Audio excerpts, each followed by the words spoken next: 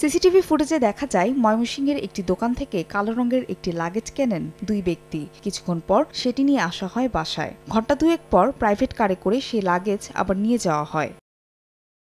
এই ফুটেজের সূত্র ধরেই ময়মনসিংহে আলোচিত সৌরভ হত্যাকাণ্ডের তদন্ত শুরু করে পুলিশ। বেরিয়ে আসে নিহতের চাচা ইলিয়াস উদ্দিন ও তার শালক আহাদুজ্জামান ফারুকের সংশ্লিষ্টতা। চাচাতো বোনকে বিয়ে করার জেরেই হত্যার শিকার ওমর ফারুক সৌরভ।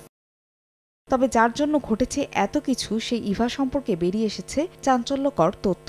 মঙ্গলবার দুপুরে নিজ কার্যালয়ে সংবাদ সম্মেলন করে পুলিশ সুপার জানান, ৩ বছর আগে কানাডা প্রবাসী এক ছেলেকে বিয়ে করে ইভা। এরপরও সৌরভের সঙ্গে সম্পর্ক রাখেন তিনি।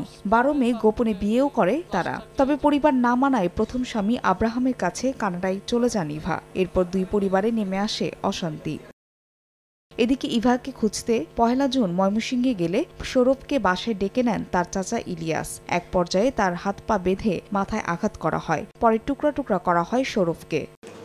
হত্যার পর মরদেহের পরিচয় লুকাতে চতুরতারও আশ্রয় নেয় খুনিরা। তুলে ফেলা হয় হাতের চামড়া। তবে শেষ রক্ষা হয়নি জড়িতদের। ডিবি ও থানা পুলিশের যৌথ অভিযানে গ্রেফতার হয় চাচা ইলিয়াস উদ্দিন, ফারুক ও চালক হান্নান। বিভিন্ন জায়গায় অভিযান পরিচালনা করে আমরা এই হত্যাকাণ্ডের সাথে জড়িত ৩ জনকে গ্রেফতার করতে সক্ষম হই। গ্রেফতারের খবর পেয়ে পুলিশ সুপারের কার্যালয়ে এসে কান্নায় ভেঙে পড়েন নিহতের স্বজনরা।